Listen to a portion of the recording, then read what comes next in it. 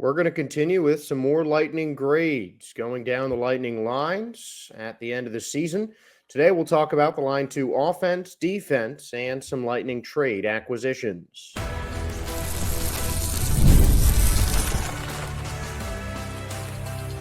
You're Locked On Lightning, your daily podcast on the Tampa Bay Lightning, part of the Locked On Podcast Network, your team every day.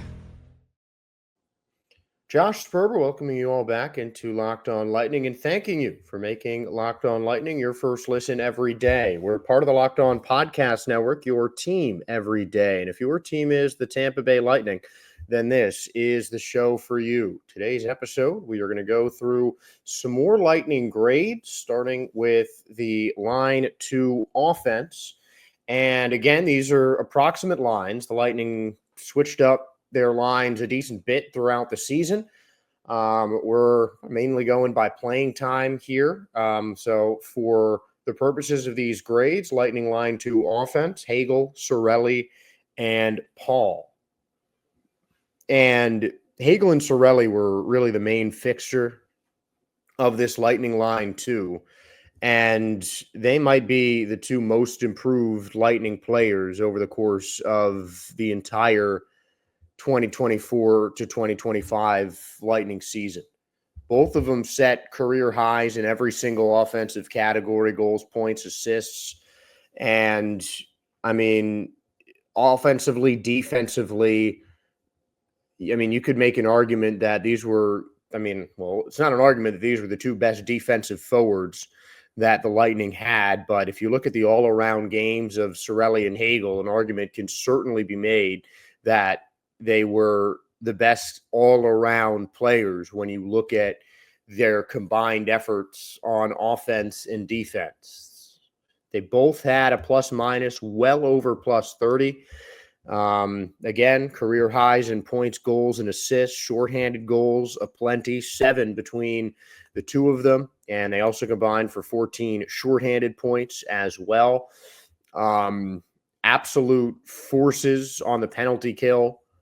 The list just goes on for Cirelli and Hagel in terms of their accolades. It's really hard to picture the Lightning season without those 2 players, and both of them played near 82 games. Cirelli only missed 2. Hagel was one of the small handful of Lightning players who played all 82 games. Zemgus Girgensons and Ryan McDonagh, who we're going to talk about in the next segment, are the other 2 Lightning players who played all 82 games in the regular season. Hagel only missed 2 postseason games, one because of a hit that he had against the Panthers in the postseason, and he missed the second game because of concussion caused by a dirty hit from Aaron Ekblad.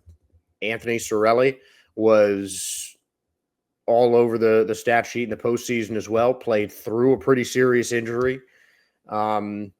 And, still just was doing everything he could to try and be a factor, to try and slow the Panthers down in the postseason. And I think with Nick Paul on there, he was one of the many players that got on the right wing line. We saw Connor Geekie playing on the right wing, Gage Gonzalez, Mitchell Chafee, all these, Cam Atkinson, all these guys took turns at the right wing spot. But Nick Paul was the kind of player that wherever he was put, he excelled for the Tampa Bay Lightning. 22 goals, 19 assists for a total of 41 points. And goal-wise, Nick Paul was 6th on the team behind the Lightning's first line, Hagel and Cirelli, with 22 goals, 19 assists as well. 76 games played for Paul. Missed a couple games early on in the season, but he was just so reliable for the Tampa Bay Lightning. It just seemed like most times the Lightning needed something, Nick Paul was involved somehow, whether it was scoring a key goal, whether it was making a big hit that led to a goal, causing a turnover, anything like that. Nick Paul just seemed to be that kind of player for the Tampa Bay Lightning. And honestly, the second line on both offense and defense was maybe the most efficient of any Lightning line, even with just Hagel and Cirelli. You add the combined plus minus together, Nikita Kucherov and Braden Point gets to, well, no, I'll do this a different way so I can actually do the math. 35 and 22 from Point, Gensel, and Kucherov gets to a total of 57. Just Hagel and Cirelli gets to 63.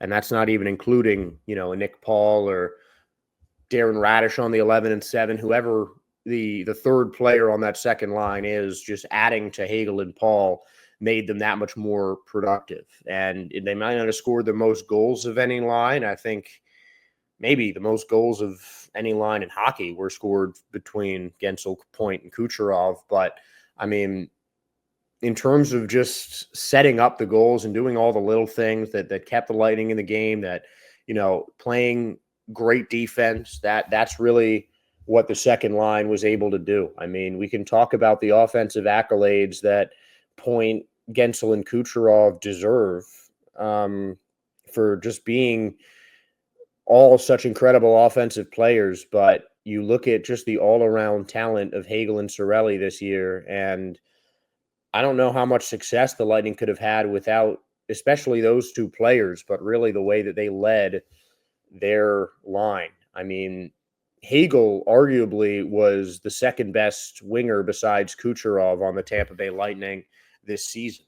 He defensively was definitely one of the best. I think Cirelli might take that title as he was nominated for the Frank Selke Trophy, but Hagel was second on the team in assists and points, and also second on the team in plus minus with 33.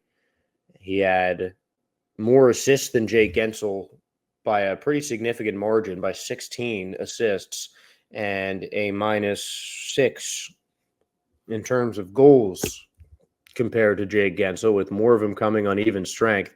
Hagel didn't have a single power play goal, which honestly makes his season that much more impressive. To have 35 goals, all of them even strength, I think it's the most goals in a season without any of them coming on a power play.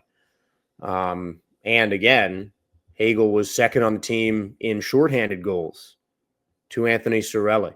What's even more impressive about those two leading that second line, Hagel and Cirelli combined for 7 shorthanded goals. Cirelli had 4 of them. The rest of the Lightning team, aside from those two, had 4. Moser, Gensel, Glendening, McDonagh each had a shorthanded goal. So Hagel alone had almost half the team shorthanded goals. I mean, a third definitely. Cirelli had a third of the team shorthanded goals. Hagel almost had the other third. I mean, just whatever time on the ice that they were on, the Lightning just had a chance to score. You could kind of feel it with the way that those two played, and they really led their line incredibly well. Nick Paul was just such a great glue guy, I think, and just, the amount of minutes that he played and his important role to the Lightning team, he gets kind of looped in with those guys right now because that's really how the season started. By the end of the year, it was more Connor Geekie on that second line, which I think really is a solid addition and, adds that extra physical presence. Not that Nick Paul wasn't one of the more physical guys on the Lightning team, but, Connor Geekie was, I think, a lot more aggressive in terms of his physicality that I think next year is going to be a bigger fixture on that Lightning second line. The Lightning might send down Nick Paul to the third line. They might have Oliver Bjorkstrand up on that second line. I mean, there's just so many things the Lightning can do with their forward depth. And, just get, but I think a physical forward like that really complements the quickness, the style of play that Hagel and Cirelli really embody, just getting all over the ice and just terrorizing the opponent until they make a mistake. But overall, I think the Lightning line 2 offense is going to get a solid A in terms of their grade. I think you might give a little bit more to the line 1 just because of the consistency, which, I think is understandable. It's AA plus. I mean, got to be somewhere in that range for that second line. I might even give it just an A plus, even closer to an A plus. It's just, it's hard to find really anything negative with that second line. But, just the amount of goals and point production that the first line was able to have might give them a little bit of an edge. But I mean, if you look at just every aspect of the game, you could find that on the Lightning's second line offense. So I'd probably go with an A+, maybe a little bit closer to an A. But just you got to be really impressed with the all-around performance of that Lightning second line offense. And the same can be true about the Lightning second line defense, which ended up being one of the most efficient defensive lines in hockey. We'll talk about the contributions of Ryan McDonagh and Erik Cernak on the Lightning second line when we return.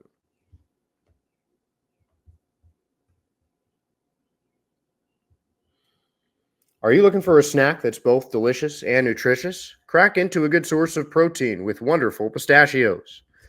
Wonderful Pistachios is one of the highest protein nuts. Each 1 ounce serving has 6 grams of protein, giving you over 10% of your daily value.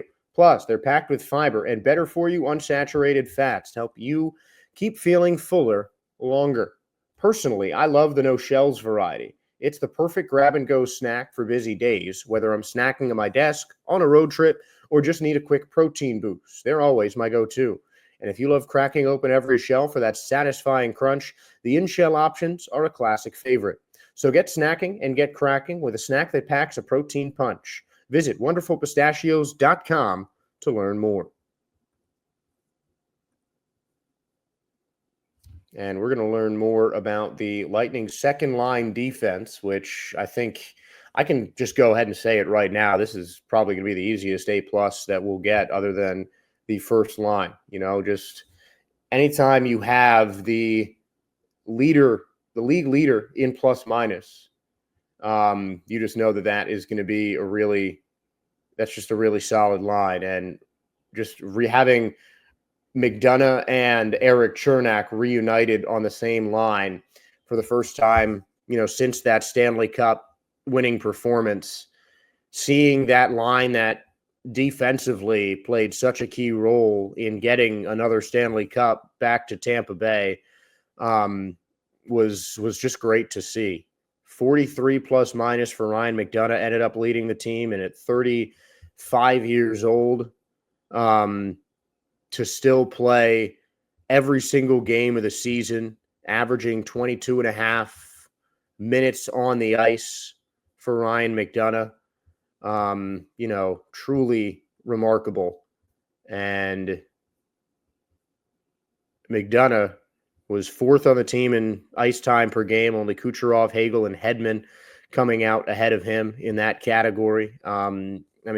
Just one of the most underrated acquisitions, I think, of the offseason. A lot of people, I feel like, wrote off the Lightning getting back Ryan McDonagh just because he had already been on the Lightning before, and it just seemed like nothing ever left, maybe. And I think that was one of the reasons that it was such a great move, because it was such a seamless transition back. And it's something we'll also talk about with Yanni Gourde in the next segment. But it just didn't seem like McDonagh left at all. The only thing different was him getting the assistant captain, the alternate captain, on his uniform, since those 2 spots were taken up by Kuch and Hedman. And he came back like he never left, played like he never left, and certainly didn't play like a guy who was 35. And now this year, going into the last year of his contract, retirement is going to be a thought on the mind. But looking at Ryan McDonagh play over the course of the season and the playoffs, you would not guess that at all. Plain and simple. It's just remarkable what he was able to do, and the instant positive effect he was able to have whenever he came into a game. Ended up with a shorthanded goal, finished 10th on the team in points with 4 goals and 27 assists. He had more goals than a number of Lightning offensive players, finishing 8th on the team in assists, ahead of Oliver Bjorkstrand and Yanni Gourde, as well as Nick Paul, over the entire season. 2nd on the Lightning in assists, or 3rd on the Lightning in assists among defensemen, behind Darren Radish and Victor Hedman. And that's not bad yeah, it's halfway through the Lightning defense, but that's still for a guy who is not necessarily a point scoring defenseman. I mean, you look at you see Ryan McDonagh's game, and that's not really what you think of at first. You don't think of the offensive side as something that really drives his performance over the course of any season. And it's the defensive efficiency, it's the leadership that you think of when you watch a guy play like Ryan McDonagh. I mean, this is a guy who's never had a 50-point season, which as a defenseman is a little bit more rare, but it's also a guy who hasn't had double-digit goals in a season in over a decade. That's the kind of the style of play that McDonagh has been able to perfect over the course of his NHL career. It's not like he doesn't contribute on the offensive side. Something that I think he does so well is just making that first pass, kind of the home run pass, whether it's just to clear out of the defensive zone or to find a skating Kucherov or any of the Lightning's offensive players just streaking down the ice in towards the net for a goal. I mean, that's something that McDonagh does so well, able to just get the puck out of the Lightning's defensive zone to help the Bolts either change lines, regroup, start a fast break, whatever it is. But he did that so well, and it's complemented by a player with a pretty similar defensive style who I'd argue that Cernak is even more, sit back and defend kind of the defenseman than Ryan McDonagh is. And it allows McDonagh to really show off his high hockey IQ and his smarts to just help get the puck up the ice. And, it's something I feel like he picked up definitely from Victor Hedman, who is a similar kind of player, maybe with a little bit more of an offensive inclination than a guy like McDonagh. But I mean, you can just really tell the way that these Lightning defensive players kind of learn from each other and play off of each other. But defensively, it was just rare to see a goal on the ice coming with McDonagh and Cernak's line on there, because both of them were just so dominant for Tampa Bay. Cernak was a shade under 30. He was at plus 29 on the season with 3 goals and 18 assists. And again, I mean, he just showed why he's really been kind of a cornerstone of the franchise in not as obvious way maybe as a guy like Ryan McDonagh or Hedman, because Cernak is definitely, I'd say, one of the quieter guys in the Lightning locker room, but that doesn't mean his impact on the ice isn't felt equally as loudly as anyone else on the Lightning defense. And just the way that he and McDonagh's game complements each other's so well is just one of the many reasons I think that their line was able to click as well as it was. And just, time and time again, when the Lightning need a big defensive stop, they would come and step up. When Victor Hedman was out for a while and the Cernak and McDonagh line got a little bit more playing time just to kind of pick up the slack of losing Hedman, who played an average of a minute or two almost more than anyone else on the Tampa Bay Lightning team. And, you got to give some credit to Darren Radish filling in for JJ Moser on that first line. And even for Hedman when Hedman got hurt. But you just really felt like that second line on defense, the McDonagh-Cernak, was really the anchor of this Lightning team. And a lot of the defensive success that the Lightning had started and in some cases ended with McDonagh and Cernak's line. I mean, obviously it ends with Vasilevsky usually holding it down in the net. But, you just got to feel like a lot of the defensive success for a team that frankly struggled on defense for much of the year is going to be owed to McDonagh and Cernak. And you see a guy like Ryan McDonagh, 35 years old, ending the season as the most efficient in the league, his first time back with Tampa in 2 years. And again, it just didn't miss a beat. It just seemed like old times. with those two just holding it down on the defensive end. So pretty easy A plus. You can say that, I think, for both the Lightning line twos. Maybe I'll be a little bit more harsh as we keep going down the grades. But the next one we're going to talk about is one that really only happened in mid-season. A big trade for the Tampa Bay Lightning, sending Mikey Eyssimont over to the Seattle Kraken in exchange for Yanni Gourde, Oliver Bjorkstrand, and some draft picks. We're going to talk about the trade deadline deal grade when we return on Locked On Lightning.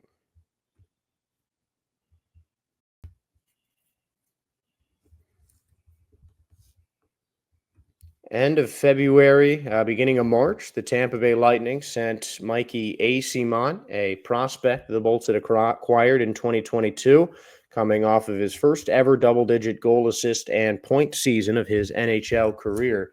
In 57 games with the Tampa Bay Lightning, Eyssimont had 5 goals and 5 assists and was among the Lightning leaders in hits for their forwards. They shipped him to the Seattle Kraken in exchange for Oliver Bjorkstrand, a proven goal scorer, and Yanni Gourde, a proven, just great all-around forward who has already had experience on the Tampa Bay Lightning, as Gourde was a big part of the Lightning's back-to-back Stanley Cup wins in 2019 to 2020 and the 2020 to 21 NHL seasons, playing a total of almost 50 games over the course of those two postseasons. Now 33 years old, Gourde came from Seattle with 6 goals and 11 assists in 36 games with the Kraken.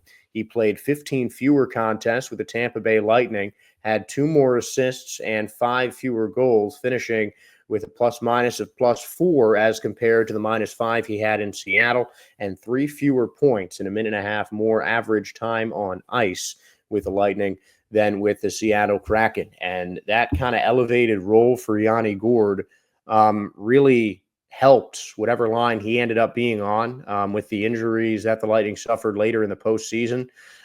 He was kind of forced to kind of move around a little bit more. He typically stayed on that Lightning third line. But he was just one of those players that you really like to watch for just the intangibles, because he was just a pest out there. You know, it was hard to look at any spot on the ice without seeing Yanni Gourde either there in the midst of a play causing havoc or just around that given area. I mean, just if the puck was on the ice, like wherever the puck was on the ice, Yanni Gourde was on his way to it or already on top of it, and it was usually the latter. I mean, he just, again, just like McDonagh, really slipped right back into the Lightning lines, right back into the John Cooper way of doing things without missing a beat. The teammates loved him. He was just a fantastic teammate all season long, and it just kept on proving that was such a solid acquisition. Even both individually, both players the Lightning acquired outscored Mikey Eyssimont in his 57 games on the Lightning. And that was even including Oliver Bjorkstrand, who missed the last 3 games of the regular season for Tampa Bay. And that was the only reason he didn't outscore Eyssimont. Plus, he also averaged a little over 14 minutes on the ice. And Bjorkstrand, I think he was a bigger factor than people realize in terms of the Lightning's playoff loss, because as John Cooper said, Bjorkstrand was really starting to pick up. He had a game-winning goal in his first game with the Tampa Bay Lightning back in March against the St. Louis Blues. And it was, again, John Cooper kept on saying after the injury that it was just really unfortunate, not just to lose the player, but to lose him when he was really starting to kind of understand the chemistry, the MO of the Tampa Bay Lightning offense. And a goal scorer like that is going to fit in every offense, combining with his 16 goals with the Seattle Kraken. Oliver Bjorkstrand hit the 20-goal mark for the fourth straight season and the sixth time in the last 7 years, with the only exception being the 2020 to 21 season, where he played 56 games and had 18 goals. But he has been in the vicinity of 20 goals over the course of a season in every season after his first three with the Columbus Blue Jackets. And the next year will mark Bjorkstrand's 10th in the NHL. He's 31 years old, locked up for one more season at almost $5.5 million. And it's going to make a difficult decision for the Tampa Bay Lightning next year. And the only downside to keeping a guy like Bjorkstrand is just the $5+ million cap hit that he puts on the Lightning books. But I think that, once we start getting closer to the Lightning season, once things come in September and it's evident how healthy Bjorkstrand is, I think he's going to be top of my list in terms of players to watch, in terms of, having a breakout season for the Tampa Bay Lightning. I think that Bjorkstrand, his first full season with the Lightning is going to be excellent if they can re-sign him. And it's a decision this year if they're going to re-sign Yanni Gourde. The age certainly going to be a factor. He will be 33 still by the beginning of next season, 34 by the end of it. But it's hard to give up a guy again like that who was such a big piece of those two Stanley Cup victories, and the Lightning couldn't re-sign him in 2022. So he had to go to Syracuse. I mean, he's, living proof of the Lightning development system, an undrafted free agent in 2014 who made his debut about 2 years after he was signed. End of the 2015-2016 season, he played a couple of games, played 20 the next season, and then after that, it was very clear that he was an NHL player. I mean, he shows just great two-way ability, and again, just the Lightning's lack of cap room right now makes Gourde a much more difficult decision than the Lightning would like it to be, because Julian Breezeball was emphatically clear shortly after the trade that he was intent on keeping both Bjorkstrand and Gourde around for as long as they would have them. You never want to lose guys like that are both such solid team players, and Gourde especially just does whatever the team asks of him. That's just the kind of player that he is. And Bjorkstrand has proven to be a really high-level offensive player in the beginning of his NHL career, and he could be put up as high as that Lightning second line. I mean, he was another guy who I think worked really well with that Hagel and Cirelli line, though I do think that it'll be in next year, some combination of him and Connor Geekie will end up getting the most minutes at right wing in the 2025-26 season. And Yanni Gourde can make a big impact wherever he goes.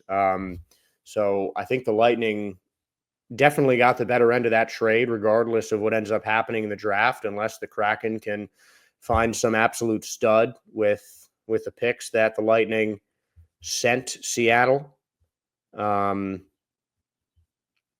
Second round pick this year, conditional first rounder over the next 2 years for Seattle. I mean, it's going to be a while before we see the full effects of that trade in terms of who the Kraken draft.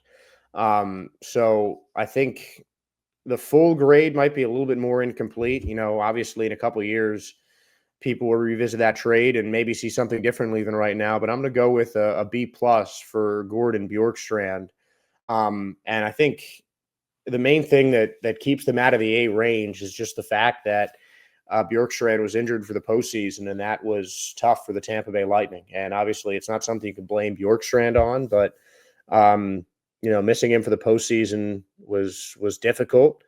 But you just would have, it's hard to really give them a full high impact kind of grade when they were with a different team for the other half of the season. But this is a trade, I think, that years from now, when you look back on it, they'll say the Lightning won this deal. because Bjorkstrand and Gourde, I think, can be key pieces of a really solid team going forward. And I, for one, am really excited to see what they do in 25 and 26 in their first full season since being traded from the Seattle Kraken. And that is going to do it for tonight's show. I just want to say thank all of you for making Locked On Lightning your first listen today and every day. And for your second listen, I recommend you check out the all-new Locked On NHL Game Night. Every game, every night, until the Stanley Cup champion is crowned. Get local analysis on a national scale. If you find Locked On NHL Game Night on Locked On NHL on YouTube, or wherever you listen to your podcast, and on YouTube, wherever you found today's podcast. Please give us a like, a follow, subscribe. We really do appreciate your support because we do this show for you, the fans. So thank you for being fans. Thank you for tuning in, and please enjoy the rest of your Wednesday.